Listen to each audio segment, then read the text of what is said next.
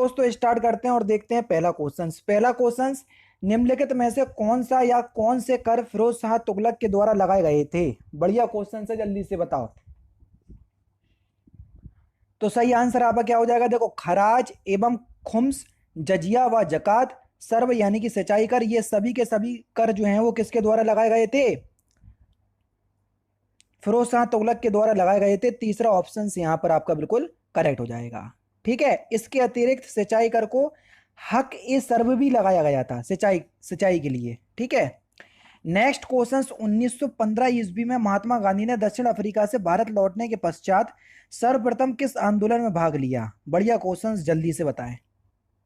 बता चुका हूं अभी हाल ही में, कल परसों की किसी वीडियो में हुआ है ये। तो सही आंसर आपका क्या हो जाएगा सर, चंपारण सत्याग्रह, पहला ऑप्शन बिल्कुल करेक्ट। खजुराहो में मंदिरों का निर्माण किसने करवाया, जल्दी से बताएं। तो खजुराहो में मंदिर का निर्माण किसने करवाया था, तो ये चंदेल वंश के राजाओं ने करवाया था। तीसरा ऑप्शन बिल्कुल करेक्ट। दक्षिण भारत में चोल राजवंश का संस्थापक कौन था। बढ़िया क्वेश्चन भैया। दक्षिण भारत में चोल राजवंश का संस्थापक विजयालय था, जिसने 848 ईस्वी में इस राजवंश की स्थापना की थी, है ना। तो विजयालय तो ऑप्शंस में दिया ही नहीं है, तो फिर चौथा ऑप्शन करेक्ट हो जाएगा, इनमें से कोई नहीं। किस मुगल सम्राट ने पहली बार अंग्रेजों को भारत में व्यापार करने एवं कारखाना स्थापित करने की अनुमति दी थी। तो सही आंसर आपका क्या हो जाएगा सर, कौन था वो, जहांगीर। दूसरा ऑप्शन यहां पर आपका बिल्कुल करेक्ट हो जाएगा, जहांगीर ने अनुमति दी थी, जिसके बाद सर थॉमस रो 1615 में राजा जेम्स प्रथम के दूत बनकर भारत आए और जहांगीर से सूरत में कारखाना स्थापित करने की अनुमति प्राप्त की। ठीक है, दूसरा ऑप्शन करेक्ट। भारतीय राष्ट्रीय कांग्रेस का अंतिम अधिवेशन जिसमें बाल गंगाधर तिलक ने भाग लिया था, कहां पर हुआ था और कब हुआ था, ये आपसे पूछा है। तो सही आंसर आपका क्या हो जाएगा, अमृतसर अधिवेशन 1919 में हुआ था। ठीक है, और ये बाल गंगाधर तिलक का अंतिम अधिवेशन इसलिए रहा क्योंकि इसके बाद अगस्त 1920 में उनकी मृत्यु हो गई थी। ठीक है ना। नेक्स्ट क्वेश्चन दोस्तों आपके सामने, सूची 1 को सूची 2 से मिलाना है क्वेश्चन नंबर 7 में, और सूची आपको दिखे या ना दिखे, ऑप्शंस जरूर दिखने चाहिए, है ना। चलो ये, चलो दिख गया, हो गया, दोनों काम हो गए। बढ़िया क्वेश्चन, जल्दी बताएं। जतिन दास, ये बेचारे भूख हड़ताल से 63 दिन की भूख हड़ताल के बाद इनका स्वर्गवास हो गया था, समझ रहे, कुछ भी खाया पिया नहीं था, 63 दिन के बाद इनकी मृत्यु हो गई थी। ठीक है, तो ये भू चंद्रशेखर आजाद, चंद्रशेखर आजाद आप सभी लोग जानते हैं।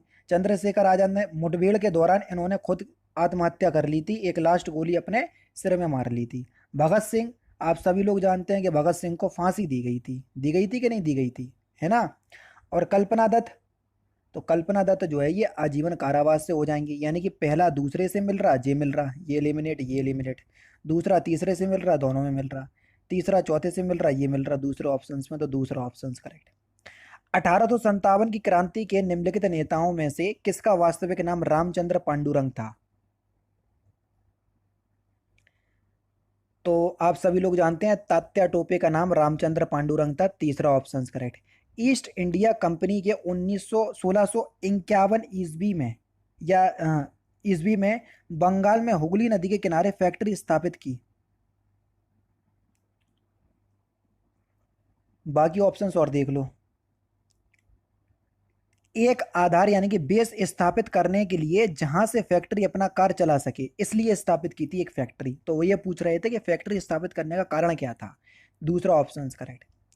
निम्नलिखित में से किन्होंने 1857 ईस्वी में सिपाही विद्रोह को विद्रोह नहीं कहा। तो सही आंसर आपका क्या हो जाएगा सर, कॉल मार्क्स ने, दूसरा ऑप्शन यहां पर आपका बिल्कुल करेक्ट हो जाएगा। ठीक है, नेक्स्ट क्वेश्चन, अपवा क्षेत्र की दृष्टि से विश्व की सबसे लंबी नदी कौन सी है। देखो अपवा क्षेत्र, तो एक बार मैं आपको फिर समझाऊंगा, अपवा क्षेत्र का मतलब हो जाएगा चौड़ाई की क्षेत्र से, है ना। तो अपवा का मतलब चौड़ाई, तो सबसे ज्यादा चौड़ी नदी और सबसे ज्यादा बड़ी नदी कौन सी है, अमेजन। हाँ, ये शब्द अगर ऑप्शंस में नहीं होते और आपसे ये पूछा विश्व की सबसे लंबी नदी, तो नील नदी लगा देते, कोई दिक्कत नहीं होती, समझ गए। तो दोनों ही चीजें जो है वो इंपॉर्टेंट है, इस बात को ध्यान रखना। ठीक है, नेक्स्ट क्वेश्चन, निम्नलिखित में से कौन सा दर्रा कश्मीर को शेष भारत से जोड़ता है? तो सही आंसर हो जाएगा बनिहाल दर्रा, सॉरी माफ कीजिएगा, दूसरा ऑप्शन करेक्ट हो जाएगा बनिहाल दर्रा। ग्रहों की गतियों को बताने वाले नियमों को क्या कहा जाता है? तो केपलर के नियम कहे जाते हैं, क्योंकि केपलर ने इनको प्रतिपादन किया था। दूसरा ऑप्शन करेक्ट। अच्छा, इससे पहले वाली वीडियो का नोटिफिकेशन नहीं दिया गया था जो 3 बजे अपलोड हुई थी, तो मैं आपसे बोलूंगा कि आप उस वीडियो को भी ध्यान से देख लीजिएगा। और UP triple S C video की भी वीडियो लगातार आ रही है, तो उसको भी स्किप मत कीजिएगा जिससे इसका एग्जाम है, ठीक है। और वीडियो में मैं क्या मांगता हूँ आपसे, 500 लाइक। तो पता नहीं आप लोगों के कौन से पैसे ले रहा हूँ मैं लाइक के लिए। अरे भैया, अगर वीडियो अच्छी लग रही तो लाइक कर दो, क्या दिक्कत है लाइक करने में, बताओ, कहीं पैसे लग रहे हैं आपके, है ना। दूसरा ऑप्शन करेक्ट। लाइक करने से होगा क्या, देखो, जो ऐसे बच्चे जिनके पास मेरी वीडियो की पहुंच नहीं जा पा रही है, तो यूट्यूब जो है वो रिकमेंडेशन में हमारी वीडियो को रिकमेंड करेगा। तो उससे क्या होगा, और बच्चे देखेंगे, और बच्चे देखेंगे तो पता चलेगा कि हाँ भैया, ये यहाँ पर अच्छा कंटेंट प्रोवाइड करवाया जा रहा है। बस इतना ही लाइक लाइक करने का मतलब होता है, और कुछ नहीं होता है। तो लाइक कर दोगे तो ठीक है, वरना तो क्या कर सकते। समुद्र में ज्वार भाटे का कारण क्या है? समुद्र में ज्वार भाटा जो है वो चंद्रमा का आकर्षण और सूर्य के आकर्षण दोनों ही के कारण होता है। दूसरा ऑप्शन यहाँ पर आपका बिल्कुल क्या हो जाएगा सर, करेक्ट हो जाएगा। देखो, ज्वार भाटे की उत्पत्ति का मुख्य कारण चंद्रमा और सूर्य की पारस्परिक गुरुत्वाकर्षण शक्ति है। समुद्र जल के ऊपर उठने को ज्वार कहते हैं और नीचे गिरने को क्या कहते हैं, भाटा कहते हैं। चंद्रमा की आकर्षण शक्ति का समुद्र पर अत्यधिक प्रभाव पड़ता है, समझ रहे। तो यहाँ पर तीसरा ऑप्शन करेक्ट। काटो जलाओ कृषि का मतलब क्या है? बढ़िया क्वेश्चन से, जल्दी से बताओ। तो इसको झूम खेती कहते हैं। झूम खेती, देखो, काटो जलाओ कृषि को झूम खेती कहा जाता है, क्योंकि झूम खेती एक आदिम प्रकार की कृषि होती है जिसमें पहले वृक्षों एवं वनस्पतियों को काटकर जला दिया जाता है और भूमि को उपकरणों से साफ कर बीज बो दिए जाते हैं, उसी को ही हम झूम खेती कहते हैं। नेक्स्ट क्वेश्चन से आपका कि स्टैगफ्लेशन से क्या तात्पर्य है? स्टैगफ्लेशन, स्टैगफ्लेशन से क्या तात्पर्य हो जाएगा? प्रसार के साथ बेरोजगारी। दूसरा ऑप्शन करेक्ट। जीएसटी परिषद में कितने सदस्य हैं? जीएसटी परिषद में, तो सही आंसर आपका क्या हो जाएगा सर? अगर हम बात करें जीएसटी परिषद की तो 33 सदस्य होते हैं। तीसरा ऑप्शन करेक्ट। निम्नलिखित में से कौन सी संस्था वर्ल्ड बैंक के भी नाम से जानी जाती है? तो सही आंसर हो जाएगा international bank for reconstruction and development. चौथा ऑप्शन से यहां पर आपका बिल्कुल करेक्ट। इसकी स्थापना 1945 में की गई थी और मुख्यालय कहां है? कल ही पढ़ाया, जल्दी बताओ। Washington DC. नियत विदेशी मुद्रा की दर को कौन बदल सकता है? एक ही बैंक है, कौन बदल सकती है? भारतीय रिजर्व बैंक। आरबीआई। स्थापना 1935 और नेशनलाइजेशन यानी कि राष्ट्रीयकरण 1949 में। नेक्स्ट क्वेश्चन, भारत की समेकित निधि से या निधि में से राज्यों के बीच राजस्व की अनुदान सहायता को नियंत्रित करने के सिद्धांतों पर कौन राष्ट्रपति को सिफारिश करता है?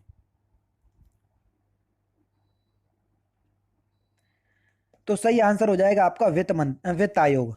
तीसरा ऑप्शन यहां पर आपका बिल्कुल करेक्ट हो जाएगा। नेक्स्ट क्वेश्चन यहां पर देखो। नेक्स्ट क्वेश्चन से आपका कि शिक्षा के अधिकार के तहत 86वें संविधान संशोधन द्वारा 6 से 14 वर्ष तक की आयु के बालकों की मुफ्त शिक्षा हेतु संविधान में कौन सा अनुच्छेद शामिल किया गया था? जल्दी बताओ। क्वेश्चन तो ये, ऑप्शन ये है, तो कौन सा अनुच्छेद शामिल किया गया था? आर्टिकल 21 का ए पार्ट, पहला ऑप्शन करेक्ट। वित्त आयोग अपनी सिफारिशें किसे सौंपता है? तो किसे सौंपता है? तो ये राष्ट्रपति को सौंपता है प्यारे दोस्तों। चौथा ऑप्शन यहां पर आपका बिल्कुल करेक्ट हो जाएगा। भारत का संविधान तैयार करने के लिए गठित संविधान निर्मात्री सभा के अध्यक्ष कौन थे? तो डॉक्टर राजेंद्र प्रसाद। तीसरा ऑप्शन बिल्कुल करेक्ट हो जाएगा।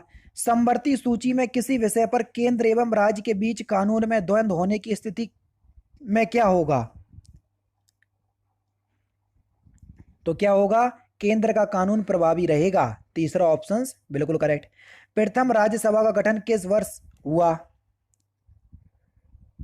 तो ये 1952 में हुआ। दूसरा ऑप्शन करेक्ट। वाहनों के पार्श्व दर्पणों यानी कि साइड मिरर में किस प्रकार के दर्पण का उपयोग किया जाता है? तो उत्तल दर्पण का उपयोग किया जाता है। पहला ऑप्शन से यहां पर आपका बिल्कुल करेक्ट हो जाएगा। नेक्स्ट क्वेश्चन देखो कि प्राणी जगत का सबसे बड़ा संघ जिसमें कीट भी सम्मिलित हैं कौन सा है? तो उसको हम आर्थ्रोपोडा कहते हैं। तीसरा ऑप्शन से यहां पर आपका बिल्कुल करेक्ट हो जाएगा। किसी वस्तु की विराम अवस्था को चाल की अवस्था माना जाता है। किसी वस्तु की विराम अवस्था को शून्य चाल की अवस्था माना जाता है। चौथा ऑप्शन करेक्ट। अस्पताल में ऑक्सीजन नली में ऑक्सीजन के साथ और कौन सी गैस होती है? तो हीलियम गैस होती है। चौथा ऑप्शन बिल्कुल करेक्ट। मधुमक्खियों का पालन क्या कहलाता है? तो उनको हम क्या कहते हैं सर? एपीकल्चर। चौथा ऑप्शन बिल्कुल करेक्ट। राज्य द्वारा निकाला गया आधिकारिक आदेश वाक्यांशों के लिए एक शब्द क्या होगा, उसको हम क्या बोलेंगे? तो उसको हम अध्यादेश बोलेंगे दोस्तों। दूसरा ऑप्शन करेक्ट। निम्नलिखित में से शुद्ध वाक्य को पहचानिए। कौन सा वाक्य शुद्ध है? क्वेश्चन नंबर 37 में जल्दी से बताओ। प्रत्येक को 5-5 रुपये दिए जाएं। तीसरा ऑप्शन से यहां पर आपका बिल्कुल करेक्ट हो जाएगा। ठीक है, प्रत्येक को 5-5 रुपये दिए जाए, ये बिल्कुल ठीक है। निम्नलिखित में से कौन सा शब्द यमुना का एक पर्यायवाची शब्द नहीं है? जानवी। चौथा ऑप्शन बिल्कुल करेक्ट हो जाएगा। दशरथ सुत तिहु लोक बखाना राम नाम का मरम है आना किस रचनाकार की पंक्तियां हैं? ऐसे क्वेश्चंस को आपको अलग से पढ़ने की जरूरत नहीं है, जितने प्रैक्टिस सेट में आए वही कर लो, काम हो जाएगा। ना हो काम तो क्वेश्चन छोड़े आना, क्योंकि इसके लिए मेहनत ज़्यादा है और उसका रिटर्न कम मिलेगा, इसलिए कोई दिक्कत नहीं है। कबीरदास। दूसरा ऑप्शन करेक्ट।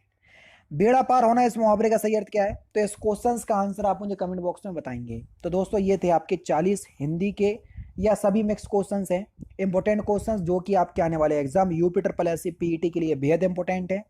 वीडियो अगर आपको अच्छी लगी तो प्लीज़ दोस्तों वीडियो को लाइक और शेयर जरूर कर दीजिएगा। मिलते हैं फिर नेक्स्ट क्लास में, नेक्स्ट सेशन में। जय हिंद, जय भारत।